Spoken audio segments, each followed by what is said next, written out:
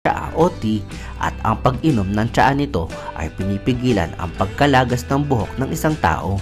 Napipigilan din di umano nito ang pagkakaroon ng gray na buhok o maagang pagputi ng ating mga buhok. Pang-siyam, blood benefits. Ang Blue Ternate ay nagtataglay ng antioxidants at ang pag-inom ng tsaa ng Blue Ternate ay ini-improve nito ang blood circulation sa ating katawan upang magkaroon at mapanatili ang good function ng body organs.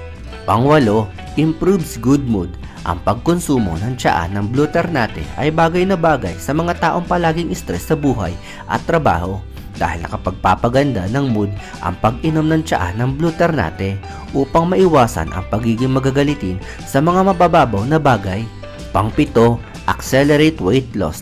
Nakapagpapabilis din makapagpapayat ang tsaa ng Blue Ternate dahil ang Blue Ternate tea ay walang taglay na caffeine at wala rin itong taglay na carbs